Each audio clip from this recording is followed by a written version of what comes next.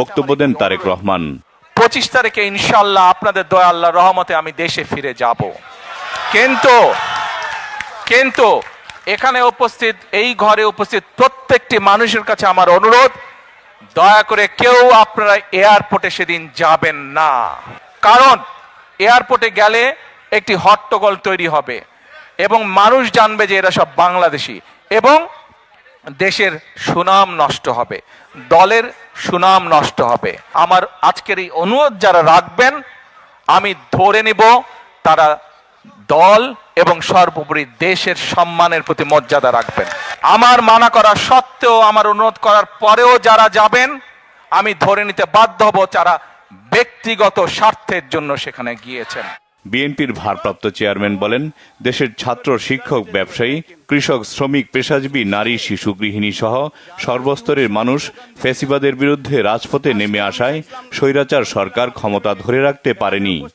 আমরা 5ই আগস্ট যেই স্বৈরাচারকে বাংলাদেশ থেকে বিদায় করেছি, ঝেঁটিয়ে বের করে দেওয়া হয়েছে দেশ থেকে, জনগণের ভয় যে পালিয়ে গিয়েছে দেশ থেকে, এটির অর্জন কোনো রাজনৈতিক দলের নয়, এটির অর্জন সম্পূর্ণভাবে বাংলাদেশের সাধারণ মানুষের ক্রেডিট। আগামী যে সময়টা আসছে, এটা কিন্তু একটা পরিবর্তনের সুযোগ। আমরা যদি এইবার দেশটাকে পরিবর্তন করতে পারি, তাহলে আমরা এগিয়ে যাব। ষড়যন্ত্র চলছে, তাদের ষড়যন্ত্র কিন্তু থেমে নেই। তারেক রহমান বলেন, বর্তমান সময়ে দেশের শিক্ষা, স্বাস্থ্য, অর্থনীতি, ব্যাংকিং ব্যবস্থা ও শিল্প খাত যে গভীর সংকটের মধ্য দিয়ে যাচ্ছে, তাতে ভবিষ্যতে বিএনপির সামনে চ্যালেঞ্জ হবে অত্যন্ত বড়। তবে জনগণের সমর্থন ও জাতীয় ঐক্যের মাধ্যমেই সেই চ্যালেঞ্জ মোকাবেলা করা সম্ভব বলে তিনি আশাবাদী।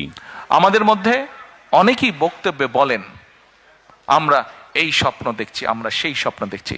আমি ভাই স্বপ্নের মধ্যে নাই, আমি কোনো স্বপ্নের মধ্যে নেই। আমরা আছি পরিকল্পনার মধ্যে। আমরা পরিকল্পনা করব, আমরা পরিকল্পনা বাস্তবায়ন করব। আমরা কোনো স্বপ্নের মধ্যে থাকতে চাই না। স্বপ্ন দেখতে দেখতে দেশ থেকে প্রতি বছর $16 বিলিয়ন পাচার হয়ে গিয়েছে। স্বপ্ন দেখতে দেখতে দেশের অর্থনৈতিক অবস্থা, দেশের শিক্ষা ব্যবস্থা, দেশের কৃষি ব্যবস্থা, দেশের রাস্তাঘাট, দেশের আইন আদালত, আইন শৃঙ্খলা সবকিছু ভেঙে চুরমার হয়ে গিয়েছে। আমরা দৃঢ়ভাবে বিশ্বাস করি যে ইনশাআল্লাহ আগামী ফেব্রুয়ারি মাসে যে নির্বাচন,